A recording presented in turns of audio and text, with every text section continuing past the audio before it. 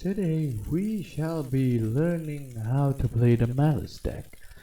This will be a series of me reacting and how to learn this archetype. The best way is to start with YuGiOh's best man himself, the TGS anime. Now let's see how it works, shall we? The Malice archetype, known in the Japanese as Malice with an upside down A, are a series of dark cyber-type monsters themed around the world and characters of Alice in Wonderland. But that's not all. They are also spliced with some form of malware, which is revealed by the latter half of their names. The cards made their debut in Deck Pack Crossover Breakers. And it is here that I want to go on record by saying I do prefer the original Japanese name of Malice. It's just super cool, tons of references inside. But yeah, makes sense. I understand why they have to change it for international release. Why is that? Well, first of all, the reason the archetype is called Malice to begin with is because it's a combination of the words malware and, of course, Alice. Cleverly, when smushing the two names together, you get the word Malice. The word malice means a desire to harm someone, and malice is the adjective version of the word malicious. Okay, so I did not understand that. Frankly, I didn't realize it was supposed to be malicious. How intriguing. Malware stands for malicious software. And now it comes to the conclusion. Malware. A malicious software. How persevere that is. Which is basically just like viruses and things like that. How cool is that? All those references tucked into just putting the word M at the start of the word Alice. But we're not done. Remember that upside down A? Well, it's symbolic of how when Alice in Wonderland goes to Wonderland, she finds herself in a parallel world where things have essentially turned upside down. I imagine that right now you're feeling a bit like Alice, tumbling down the rabbit hole. Fun fact, the very first iteration of Alice in Wonderland was actually a book called Alice's Adventures Underground, which would later be revised and expanded into Alice's Adventures in Wonderland. And then finally, the sequel to Wonderland was a book called Through the Looking Glass. I kinda hated the movie, the first one, from Tim Burton, but I liked The Looking Glass. It was fairly intriguing. One book she goes to a world of playing cards, while in the other book she goes to a world of chess pieces. Which is obviously the inspiration to this chess and card themed archetype, but also the original book, Tales in Underground, well, it has its own card, Malice in Underground. And also possibly a nod to underground organizations, such as like a group of hackers together. This field spell, by the way, when it is activated, lets you banish one Malice card from your hand, deck, or grave. Then, while you have 3 or more banished Malice traps with different names, Malice Link monsters you control gain 3000 attack.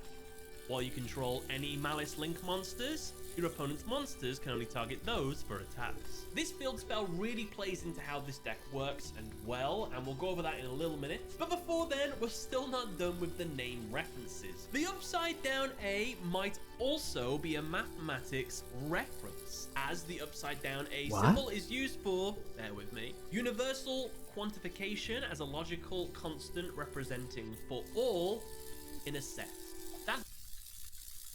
What? Okay, well, that's interesting, not gonna lie. That's fairly interesting. Might I add. It is quite something to be desired. But gibberish to me, but not to the writer of the Alice in Wonderland books, because he wrote a bunch of mathematics name references. The upside down A might also be a mathematics reference, as the upside down as a logical constant representing for all in a box. It was a passion thing, so it's probably a reference to that. The moral of the story is, can you believe how many references and just wow. That is insane. And why did it keep doing that? I don't know. As a logical constant representing the name of an archetype. And then we get the international version. We've lost a lot. And the reason why is kind of obvious. It'd be too bloody hard to search for the Malice archetype all the time because my keyboard, I'll be completely frank with you all, it doesn't have an upside down letter A on there. But saying that, the evil twin archetype, they have a star. Yeah, evil twin, aka my favorite archetype. They don't have a star, so why not just keep it as that? In their name, they got to keep that. I don't have a star on my keyboard, so it seems a bit unfair. Alternatively, probably the reason why they didn't just call it Malice is because there's a few cards already in the card game with Malice in their name, so they probably wanted to avoid having to be like, okay, you can't search those Malice cards, so rather than that problem jam situation, they're just like, oh, forget it. Let's just not go down that route. However, I will say, I think they could have done something a little bit more spicy with their name. They really want to sell it. So keep in mind, it's like a computer theme name in a way, isn't it? It has to have Alice in the reference as well. So why didn't we have M/Alice? Malice, that's like a computer thing. Or you could go with like a elite speak version of it. So M4L1C3 Malice. I don't know, I think they're kind of like spicy names to give it and kind of cool. So I'll let you all be the judge. I think the fifth one makes more sense. Like, at least it will fix that. But what would you have called the Malice international name if you got to choose what it was? Let me know in the comment section below. The only defense we can give the name Alice is something that a Reddit post made me aware of. There is actually a bloodier, gorier rewrite of Alice's Adventures in Wonderland called Alice. Maybe this was what they were referencing. Who knows? Now, the way the archetype works is that they love banishment. They adore it. If any of the cards gets banished, they come straight back to the field. And some come back stronger. The monsters are split into two rankings. The main deck monsters are the pawns, while the link monsters are the queens. If you get enough pawns on the field, you can promote them into a queen. This, while obviously a chess reference, is also a reference to the Alice in Wonderland books, because Alice goes from a pawn all the way up to a queen. But that's not all. A ruler needs its subjects. It needs its pawns to give it power. And with that, this deck also accomplishes it. If the pawns are summoned into zones the queens point to, they will empower them with extra abilities and protections, which you then use to just slam into your opponent and win the duel. So I think now would be a good time to go over the pawns and the queens, see what they are based on, what their malware association is. And let's start first with the main deck pawns. All pawns share 3 identical effects. A unique effect that they bestow to a Malice Link monster that points to them, an effect completely unique to them, and a special summon effect at the cost of 300 life points should they be banished. Individually, each of the monster's unique effects are, starting first with Malice Pawn Cheshire Cat. Any monster destroyed by a battle with a Malice Link monster that points to this card is banished. During your main phase, you can banish 1 Malice card from your hand. Then you can draw 2 cards. Malice Pawn Dormouse. Malice Link monsters that point to this card. Ooh, she's kind of cute. A Dormouse.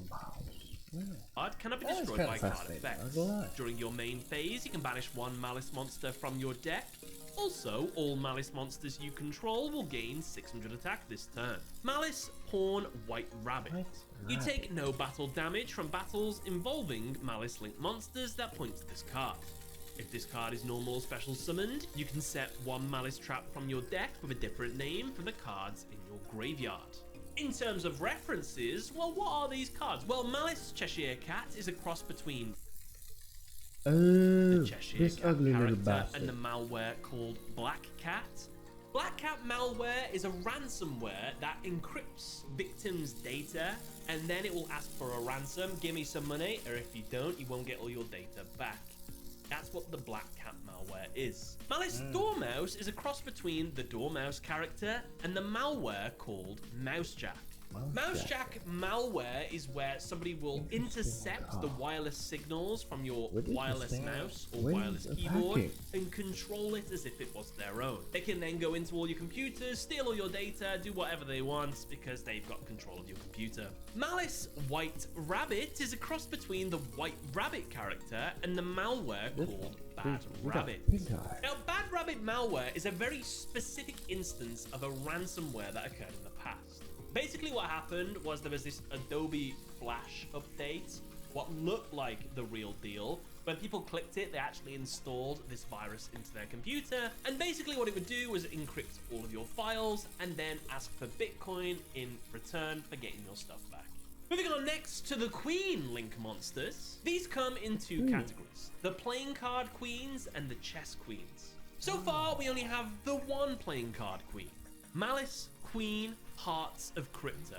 This monster is a cross between the Queen of Hearts character and the malware called Crypta. Crypta malware basically disguises itself as a legitimate file or application on your computer, and then once it's got past the antivirus, because it's stealthed itself basically, just unloads all this ransomware into your computer to basically get money off you or whatever they want to do. Hearts of Crypta's effect is it requires 3 monsters, including a Malice monster, to be summoned.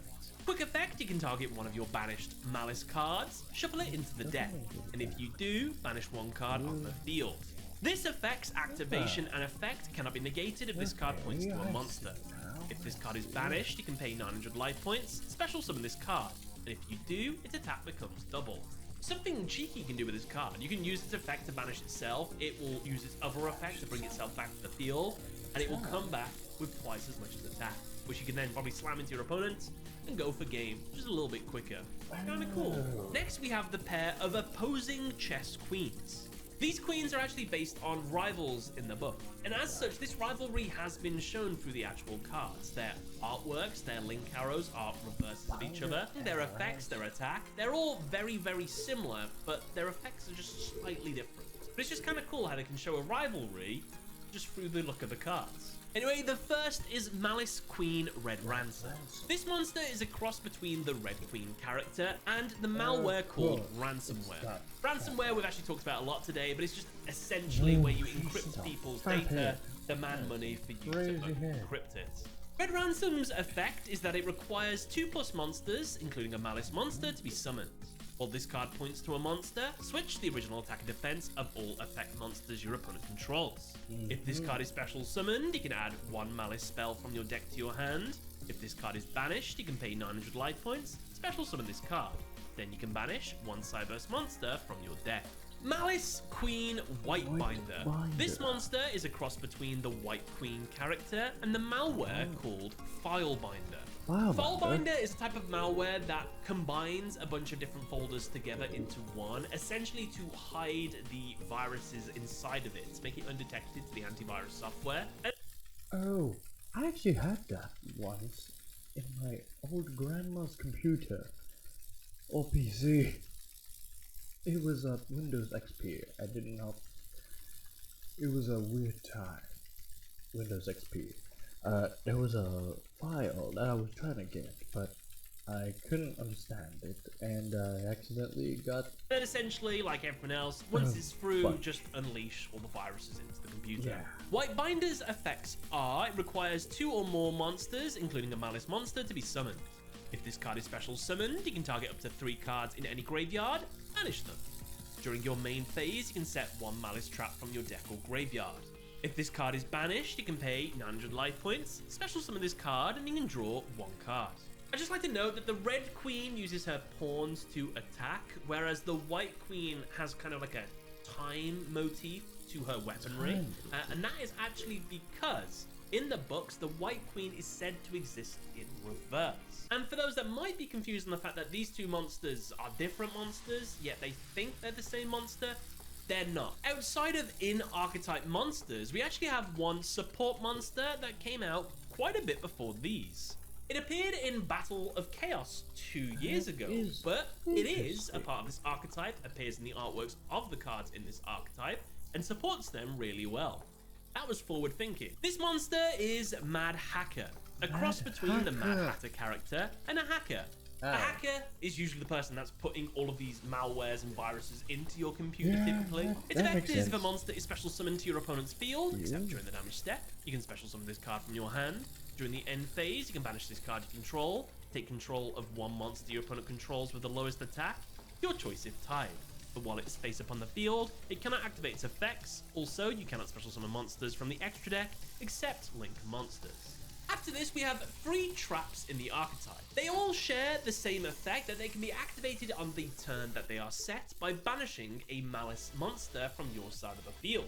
In terms of what you get for activating them, well, Malice code GWC6, special summon 1 Malice monster from your graveyard or banishment. Then, if you control a Malice Link monster, you can gain life points equal to the summon monster's original attack. Malice code MTP7, add 1 Malice monster from your deck to your hand. Then, if you control a Malice Link monster, you can banish 1 card on the field. Malice code TB11, special summon 1 Malice monster from your deck.